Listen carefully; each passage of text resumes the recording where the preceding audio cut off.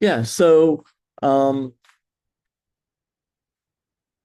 as we go over the information tonight and next week for your first tape, half of it'll be tonight, half of it'll be next week. The 2 weeks are very different though. And so tonight we're going to go over the part you need to memorize. And it's almost like a script that you have to memorize. And me personally, I don't like memorizing and reciting things like limits of confidentiality and everything. Um, I like the more impromptu, apply the skills. I don't know what the client's going to say, but I'll have to respond. So I'm more like spontaneous. Um, but some people are the opposite. So some of you will really like what you have to memorize tonight because if you memorize it, it gives you a sense of control. All you have to do is repeat it. You got it down. So it's but other people uh, may feel more anxious with the memorized part. So it just depends on which one you like. Um, if you like the memorized part, you may be less comfortable with kind of the unknown, I'm going to apply my skills part next week. Or vice versa. If you don't like the memorized part, you'll probably like the more impromptu part next week. So you're going to like one or the other. You're going to feel uncomfortable with its opposite. Um, and, that's different for everybody. Fortunately, it's not a lot to memorize, but it's something we all need to memorize. I had to do it. And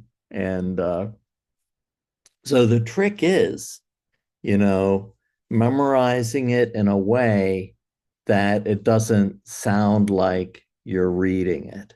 So memorizing it in a way where you can incorporate the information into a conversation with your client. Hey, come on in. Come on in. All right, we got another. I just sent you an email. You found the office, okay. Good, good. Do me a favor, sit on the couch so I can look at you too. So you're not looking at the back of my head. All right. All right, we got one person that braved the cold. Um, all right. So I think that what we'll do is just kind of I'm going to talk you through the first part of what you're going to need to do on the tape. And then you could ask questions. And tonight, of course, you don't have to memorize it. You can just read it, you know. Um, and then then we'll practice it. We'll take a break and then we'll practice it. So, all right. So what I'm going to do, I'm going to share my screen and we're just going to go over it part by part. So this is all in the syllabus. And there is another recorded lecture. I'm recording this now, but there is another recorded lecture as well. Did you have a hard time finding it, or did you know where this building was?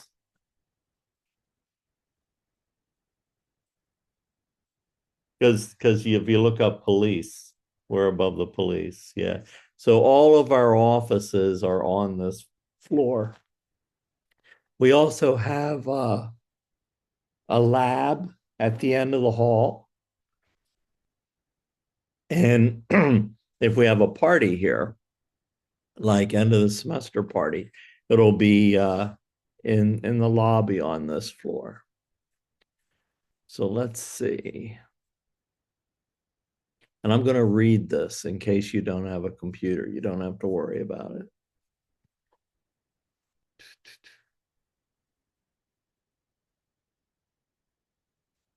All right.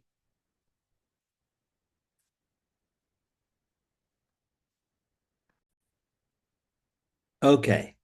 So This is simply tape one checklist. It's at the end of your syllabus. Everybody has it on D2L.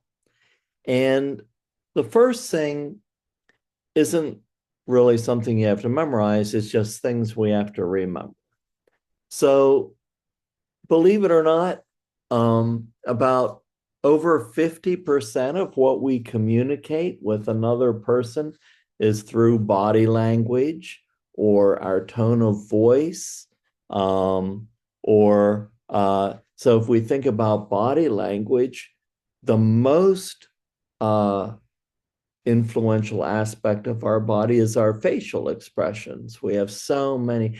There's a television show about different facial expressions and knowing if somebody was telling the truth or what their mood was. And it was kind of interesting. I forget what it was called, um, but yeah, so much is just by facial expression, so much is by body language.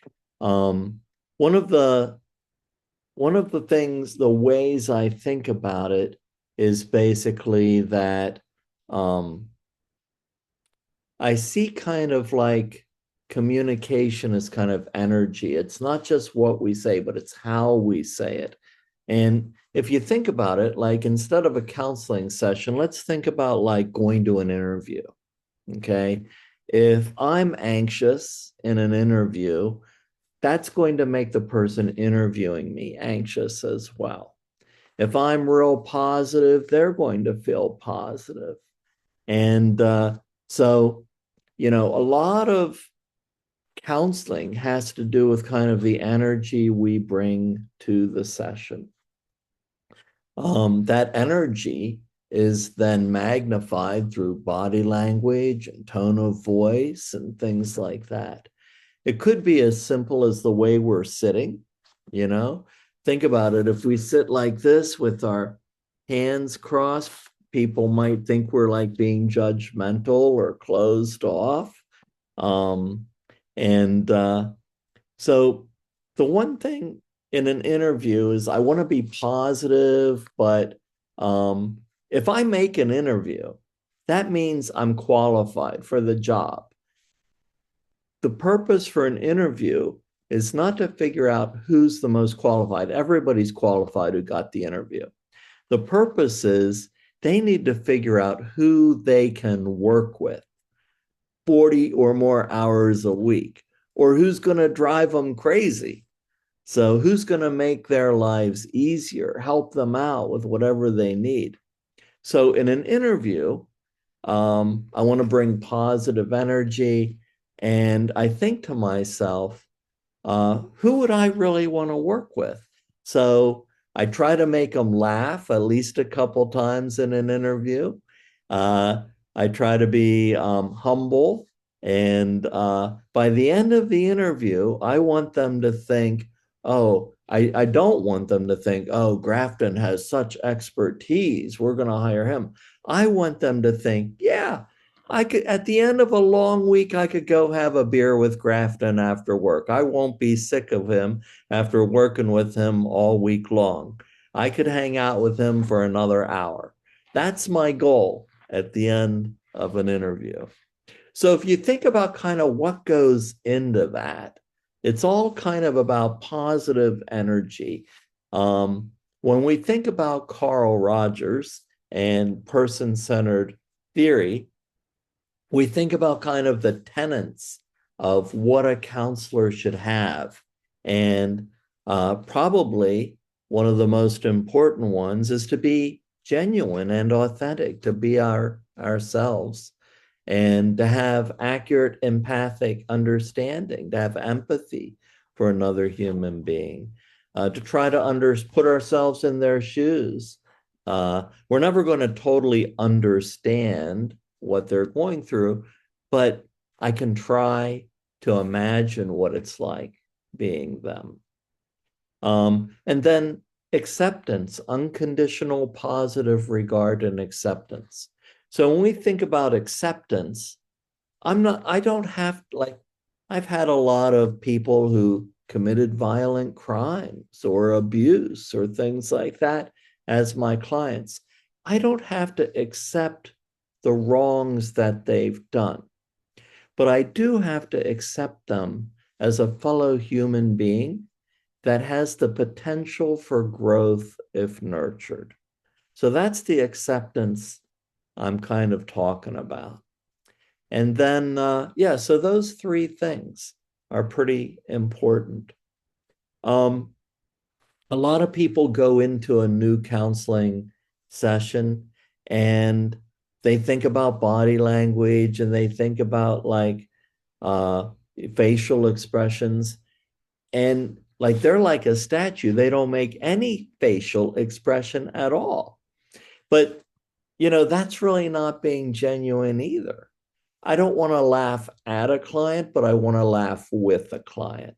If a client is feeling pain, I want to have an expression that empathizes with them. I think the only time I might try to control myself, and it doesn't happen much anymore, but sometimes clients say something that might be shocking, you know, and I want a client to feel comfortable sharing things that might be shocking with me. Um, so I don't want to look kind of like blown out of the water, like, oh my goodness, But but other than that, I'm pretty genuine, in my expression. And being genuine helps them to feel trust, to build trust with us. So think about body language, think about facial expressions. Maybe um maybe you have like a habit. Uh so when I'm nervous, I might say a lot. Um, see, just like that. And most of the time I don't even notice it until I'm thinking about this stuff. When you're recording, if you're talking with a client, um, I'm I'm not gonna like say, oh, you said 20 times in your video, because that's just being nervous. Once you feel more comfortable with taping, or once you get experience in practicum, uh, those little habits will go away naturally. So you may have your own thing. I say in between my sentences, but you might have your own thing going on. And but that's not something I'm worried about. That will go away naturally when you feel more comfortable and get more experience. So don't worry, like don't retape just because you say too many times, so let's see. I think one of the things they used to teach in multicultural counseling class was about eye contact and many, many other things. So let's talk a little bit about kind of counseling and multiculturalism. I spent a lot of time uh, studying other cultures, living in other cultures. Um, I spent, a long time in India, a long time in Europe, other places. And I can tell you, even though I spent a long time there, I was just scratching the surface about learning about those other cultures. I found it very interesting. I was open to it. I wanted to learn and experience it. I'm never going to fully experience another culture unless I'm part of it for an extended period of time. So yes, it's good to learn about other cultures. It's good to address our own biases and grow as we learn about ourselves and accept our own biases. But my one rule of thumb is, if we're able to build trust with any other human being, and if we ask, to share about their experiences and themselves and, and be open and non-judgmental and unconditionally accept them for who they are and what they have to say, that builds trust. And we'll learn and grow together, you know. So there's also so many microcultures, even a family. Look at how different one family is from another family, even if they grow up next door to each other. So I think it's important, but an example of eye contact. So in many cultures, making eye contact with an elder or perhaps somebody of a different caste system, whatever culture it might be, may be seen as a sign of disrespect. But if you want, you can talk about this. I usually try to make eye contact, but that doesn't mean the client has to make eye contact with me. And if it makes them uncomfortable, we talk about it and, move on from there. But one thing I do notice is that if a client is uncomfortable making eye contact back, then as we build trust, the more eye contact they'll make. So the more trusting the relationship, the safer an individual feels in a relationship, the more eye contact an individual will have. So I just use it as kind of a measurement of trust. One thing I'd like to say that kind of goes along with body language and eye contact is before a session, like I might have been up all night with a sick kid, or, I might be exhausted coming in, or maybe I had a very anxious drive, a commute into work. But before I go into a session, whether it's group or individual, I check in with myself and I say, okay, I want to be present. That means I'm going to kind of let go of everything that's going on before the session, and I'm going to be present with my clients. And I'm not even going to think about what I need to do after the session. Maybe I've got a hectic schedule. Maybe I have a deadline.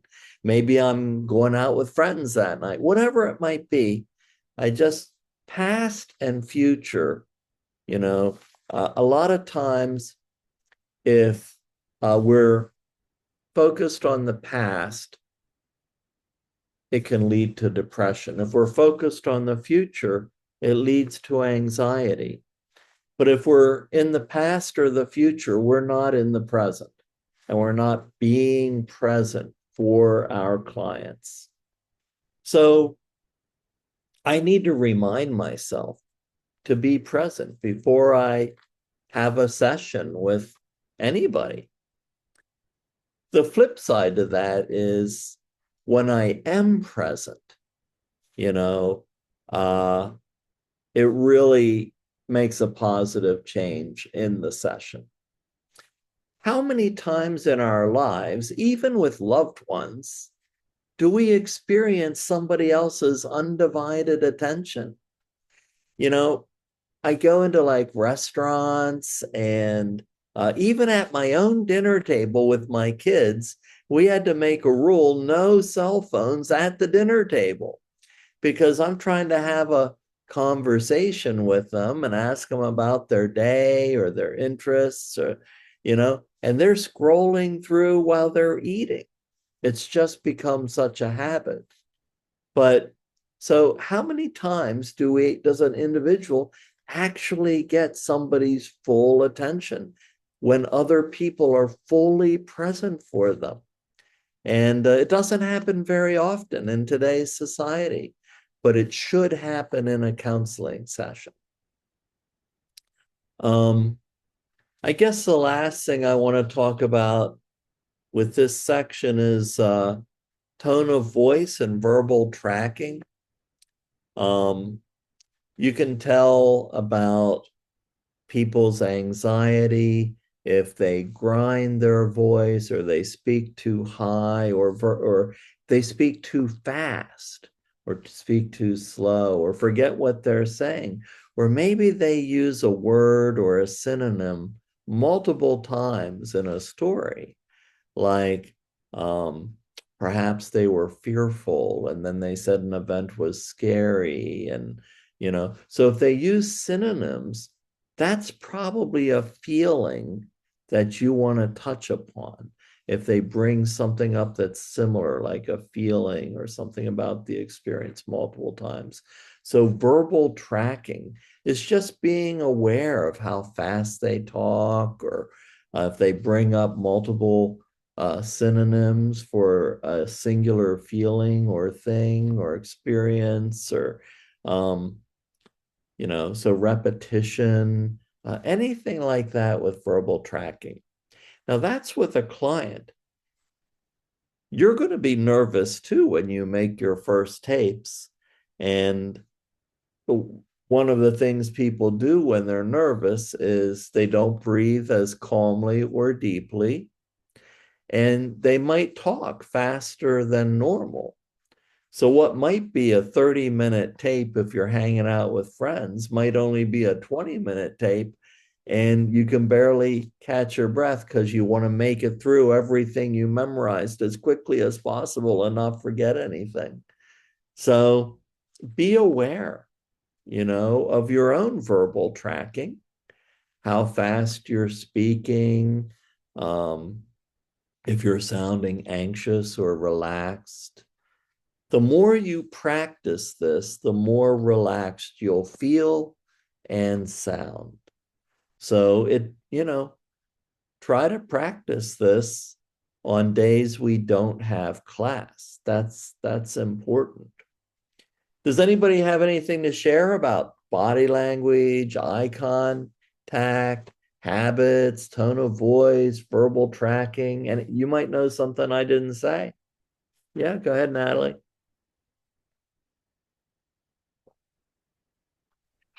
Do you think it's possible to not become comfortable, yeah, with somebody that you still would not keep eye contact just because, I don't know, like some people are raised to like kind of not make eye contact with people just because it can be like an offensive thing, or even like the comfortability that they have between the relationship with that person?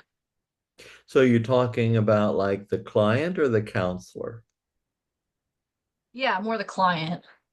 Sure, they might never make eye contact, and that's okay. But I don't ask them to. But even if they make a little more eye contact, maybe it's not like all the time. Even if it's a little bit, I know they're feeling just a little more comfortable with me. So yeah, they might never make eye contact, and that's okay. The flip side to that is, though, as a therapist, how do you feel about making eye contact? That you might not feel comfortable as a therapist making eye contact. So that might be something to practice, you know. And don't look at somebody's forehead instead. They'll know. I've heard people try to do that. Just become more comfortable with it over time. It doesn't have to happen right away. One of the things you're going to notice in a tape, though, is when you're thinking about something, you're going to like look up or to the side or look down.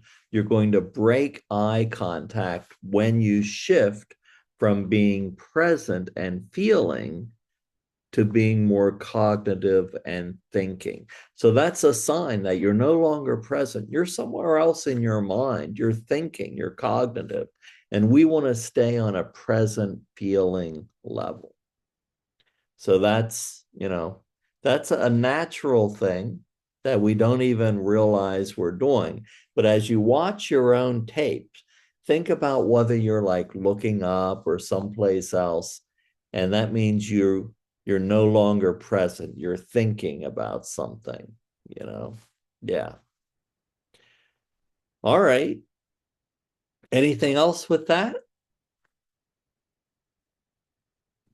I just want to say that I did assignments like this in undergrad, and like for anyone who's nervous, like it's gonna be awkward the first time because you're like staring at somebody, but it gets so much better, I promise.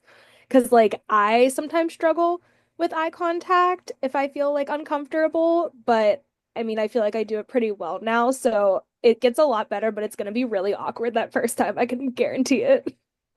Yeah, good, good. All right. So the next thing we kind of have to point out is what does the client need? Well, they need a safe environment. Um, they need a comfortable setting, but I don't promise them that they're going to be comfortable. I tell them I want them to feel safe, but I don't want them to feel comfortable. It's good that there's like comfortable chairs or whatever. I've gone into a lot of counselors' office. There's a couch and there's what I call the power chair. And as you know, and then just to be me, I always sit in the power chair. And they're like, "Oh, that's my chair." And I'm like, "Oh, you need the power chair. Let me know when you feel like giving up control, you know?" So I never have my own chair in a counseling office. I'm like, sit anywhere you want. There's no power chair. Even something like that shows a difference. Um, so people can sit anywhere they want, you know. Uh, so think about this. I want the client to feel safe, safe enough to feel emotionally uncomfortable, to feel the broad range of emotions. And that brings about a little anxiety and things like that. So, yeah, it's a safe environment, it's comfortable seating, but when we experience the broad range of emotions, that might be a little uncomfortable. You know, Americans often feel like, oh, if I'm not happy, something's wrong. But it's the opposite. I mean, when I look back at my life, uh, the the greatest growth that I have experienced is when, you know, I was not happy. Uh, and I'm not saying you can't grow when you're happy, you can, but it was usually when I felt challenged or when I was going through change or the unknown or something like that. And it brought up change, brings about some anxiety. Think even if it's a positive change in our lives. So it could be something really good, like a new job or moving to a new location or buying a house or entering a new relationship or getting married or having a kid. All of those are wonderful things, but they're change and they're still anxiety producing events, even though they're positive. So I want to tell the client, yeah, you know, this is a safe environment, hopefully safe enough that you'll be able to experience the full range of emotions. And sometimes that's uncomfortable, but you're in a safe place. That's what we're here to do, explore some uncomfortable emotions. So, you know, I think Americans kind of have it wrong. Maybe we're given the full range of emotions for a reason. Maybe those other emotions are telling us something. Maybe if we have one of those less comfortable emotions, maybe that's what we need to focus on. It's there for a reason. Um, okay. So that's kind of like the basic intro to body language and feelings and safe environment.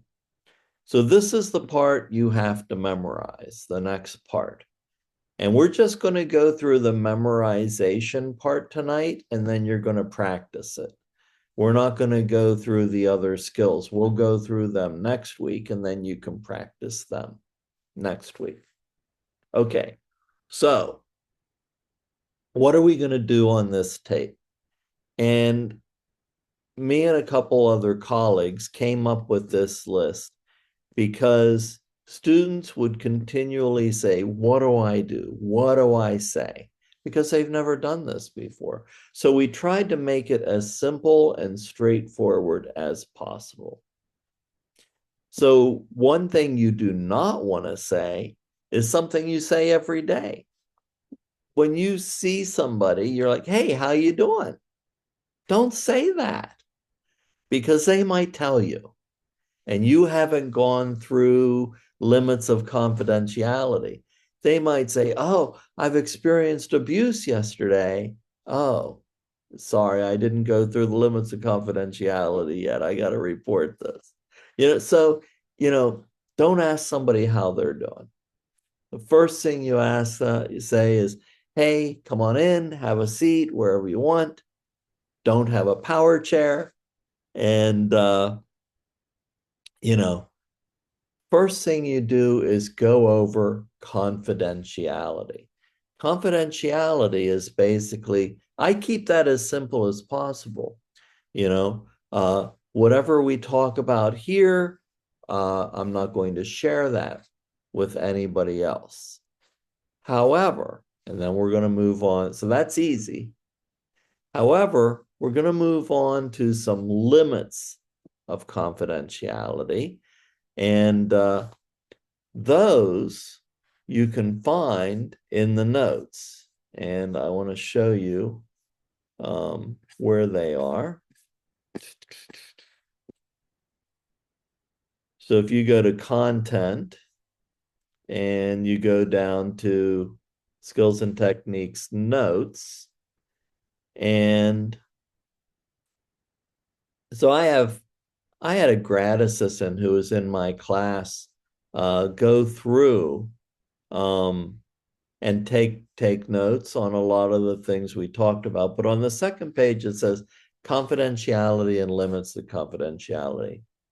Okay, so there's some things we need to discuss before we begin our session. First thing is confidentiality. What you say here stays here. There are some limits to confidentiality. Oh, and I'm sorry, I did forget. Have a seat. Come on in, have a seat. What would you like to be called?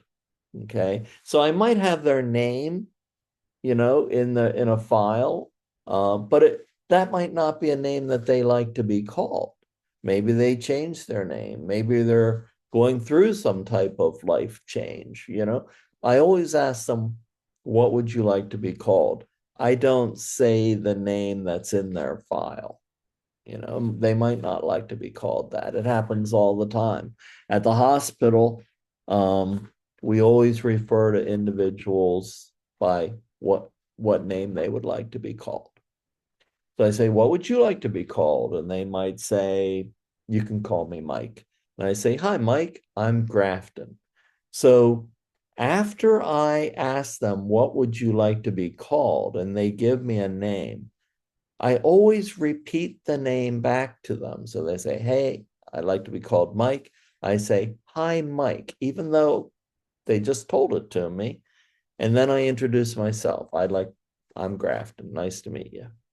So the reason I do that is, number one, I want to make sure I pronounce it okay, that I heard them right. I want them to know that I am listening, that I heard it. So I'm going to reflect their name back to them. But on a personal note, I used to have a really hard time remembering people's names. But if I repeat somebody's name back to them, it helps me to remember their name. So it's kind of for my own memory as well. All right.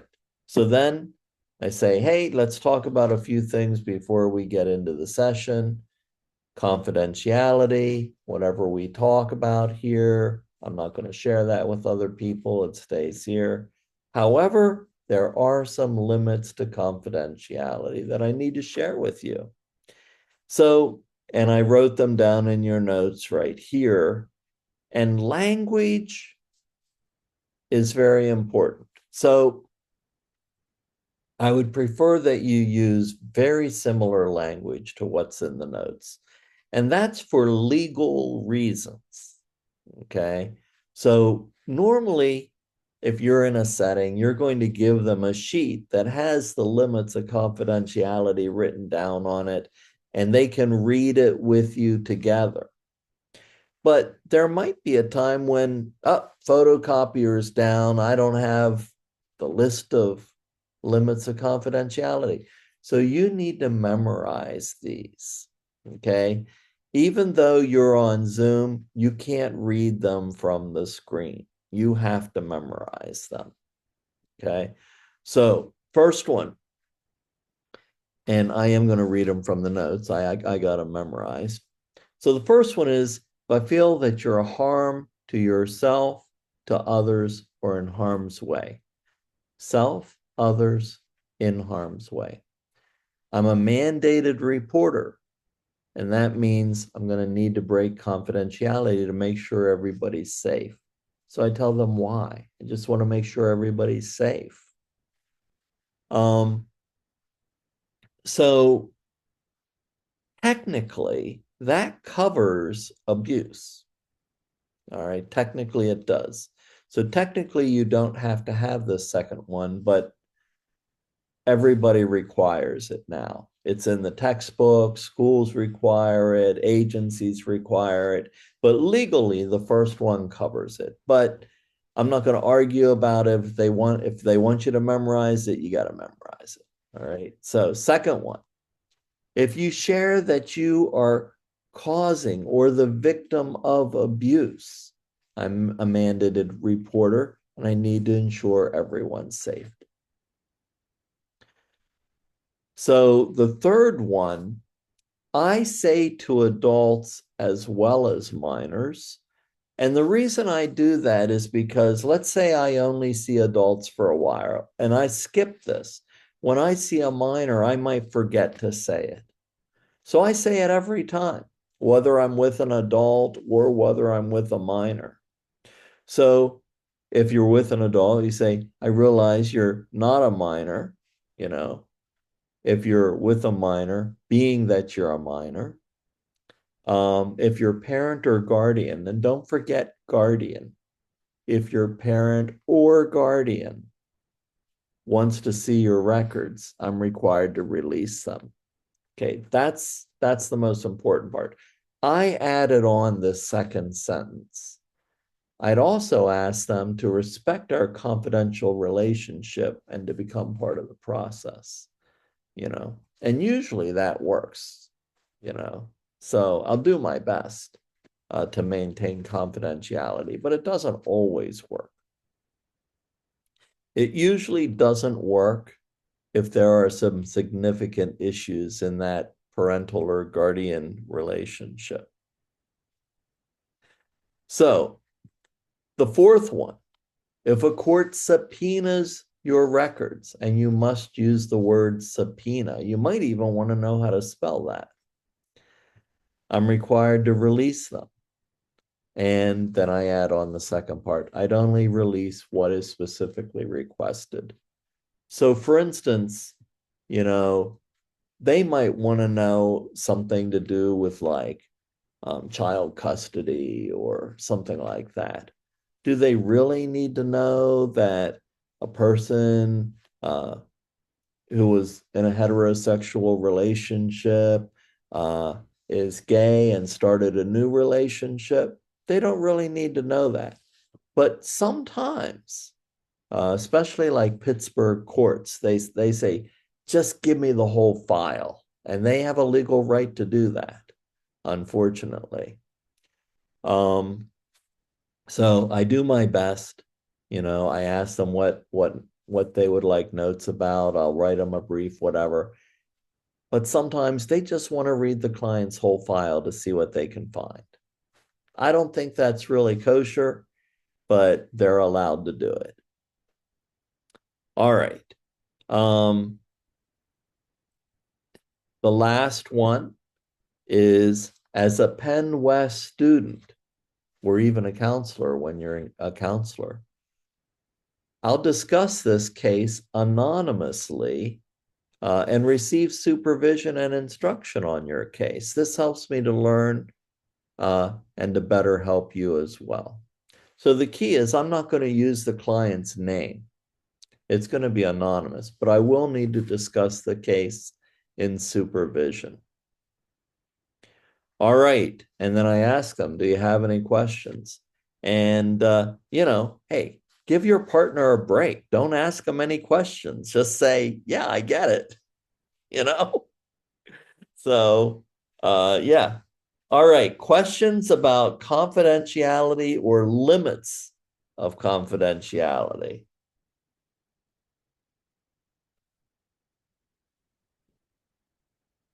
All right. That's the toughest part to memorize. Okay. All right. So we're going to go back to the syllabus.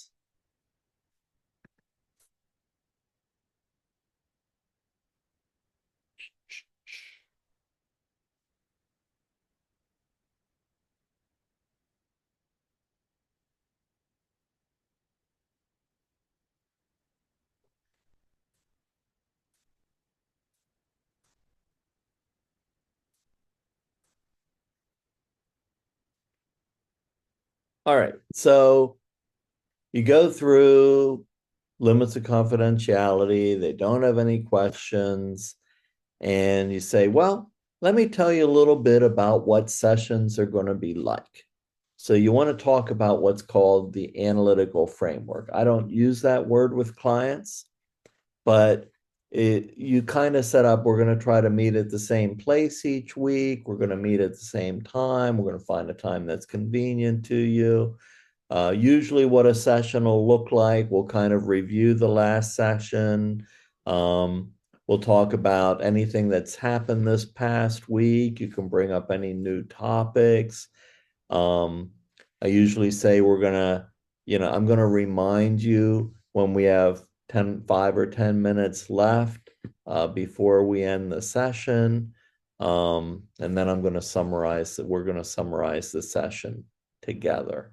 So that's the basics of what a session looks like. I usually tell them, hey, you might experience a broad range of emotions. This is a safe environment where you can do that. And it's not always easy, but we're gonna work through this together. It's up to you whether you want to tell them about your philosophy or theory. Okay. In real counseling sessions, I do go through this, but you might not have a preferential theory yet. Okay. But when you do, you can tell them. So my philosophy is that we're both human beings. We're both equal. I just might have some training in therapy, just like you might have training or experience in something else. So, but as human beings, I see ourselves as equals. I just happen to have some training in counseling. The theory, I talk a little bit about existential theory and how we're all searching for meaning in our lives. And, so then I ask them if they have any questions so far. Any questions about that part? All right. The next part, and the answer's always the same. So, have you ever been in counseling before? What was that experience like for you? So they might say, yeah, I was in counseling before and it was a great experience. My response is, oh, I'm so glad that was a positive experience. I hope this is also a positive experience.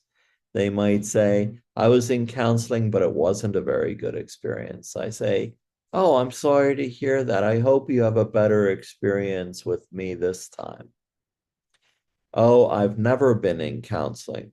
Well, hey, I commend your courage for coming to counseling. I hope this is a good experience. So ultimately, no matter what their answer is, I hope they have a good experience with me. All right. So that basically takes us down through the memorized part. And we've been talking about an hour, but look at this checklist and are there any questions? Any questions? So I know right now, like at least on my part, I don't really have an exact like method or 'cause you mentioned like you might go over the like existential or what your I don't know, I couldn't like click fast enough to inquire a question. It was like when you explain your method of things. So what if we're still So figuring that out? so it's like your philosophy or theory. Mm-hmm. Yeah, if you don't have one, don't do that part. Okay. You'll get one. Okay. I mean, usually you'll get one in theories class. You'll write a paper about it. What else? My question was, how long should we focus on our philosophy and like a little bit of ourselves? Like, should it be like briefly, Minute. sentence, maybe Yeah, two? 1 or 2 minutes. That's real quick. Yeah. Just a brief intro. Yeah, like a minute or two at the most.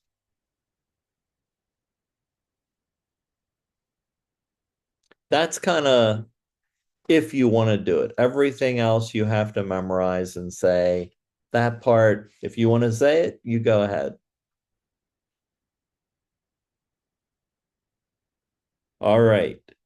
So, tonight you can read from this when we practice. We're going to take a 10-minute break and we're going to come back at 5 after 8 and we're going to just practice this with a partner. We're going to break out into rooms and practice with a partner. So it's pretty simple. You don't have to memorize anything tonight. I just want you to get comfortable with it, you know, and, without any expectations. And then next week, we're going to go over, okay, so after the memorized part, I even drew a little line here and it says, what brings you here today? And that's when we're going to start learning the skills next week. And we're just going to practice the skills next week. And then for the tape, you're going to put both the memorized part and the skills together in one session. Yeah. All right. So come back in 10 minutes. Oh, so the it says no notes are open on D2L besides week 14. The notes are in the syllabus tab. Yeah, no weeks are open. So let me show you. We're not going by weeks. All you have to do is go to content and it's in the syllabus tab. Everything you need. So hopefully, is the syllabus tab open that you can all see it? I think it is. It is. Okay, yeah, so that's where everything is. So we're not even going to use any weeks. Everything's in one tab. Yep. All right. We'll see you at about 5 after. Yeah, Jessica.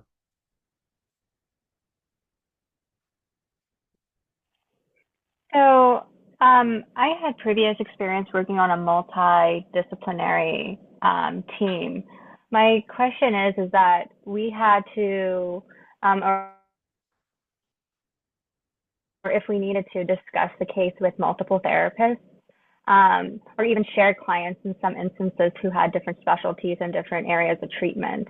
My question is, if you're working in a community health facility or program, would you include that in a confidentiality as well, or how would you necessarily go about discussing that? Because I've had clients have resistance to sharing information even with other members of the team. So I just wanted to maybe break out that conversation about a multidisciplinary team approach. So that's technically supervision. So when I say I'm under supervision at Penn West, you know, I'm under supervision my entire life. You just happen to be a student now. So when I'm working at the hospital, I have a treatment team, I have a psychiatrist, I have a psychologist, I have other team members. When I'm in a private practice, my insurance requires me to do at least peer supervision with another licensed professional. So you're never not going to be in some type of supervision or treatment team. So when right now I just wrote it up like you're in practicum. So I say, because I'm a student at Penn West, I'm under supervision. I'm going to talk about your case so I can best meet your needs. So you're always going to have, whether it's a multidisciplinary, treatment team, whether it's supervision, it's always some form of supervision. So you're always going to talk about a case no matter what. Okay, thank you. Perfect. Oh, and I bought Marcus Aurelius. You did. Did you start reading it yet? Amazon, it's coming. Oh my goodness. Good luck with that. I struggle with the meditations. It's kind of a mystique in a way because there are rumors or speculation that the meditations aren't written in a chronological, typical fashion, that it's just kind of here and there, no real chapters in alignment and consecutive order.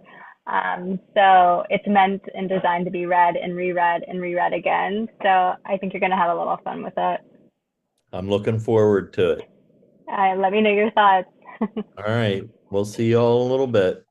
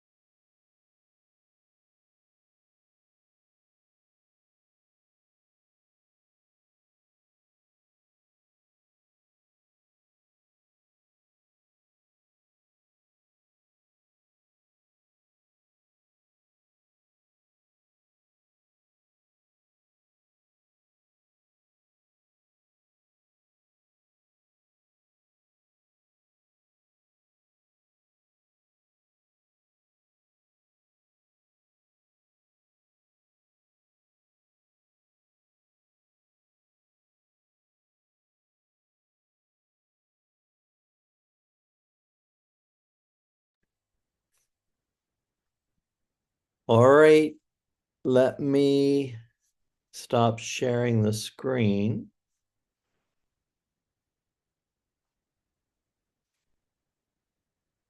Okay, so what I'm gonna do is our face-to-face is logging on, and let's see, we're gonna have 3, 4, 5, 6, 7, 8, 9, 10, an even number. All right, so I'm going to create breakout rooms once he's logged on, and I'm just going to hop around from room to room. You can ask me any questions that you like. You're going to have more questions next week when we're practicing skills. The memorize part, you're not going to have a lot of questions for me. I mean, you can ask me anything you want. But I'll just drop in, see how it's going, if you have any questions.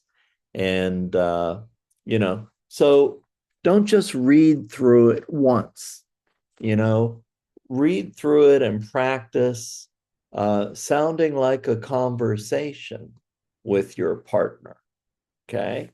And this is not going to take as long as the skills part next week. Next week, the skills is going to take an hour. Okay. 30 minutes each. But this part will probably take half an hour, maybe, because you're reading it. All right. And let me stop recording.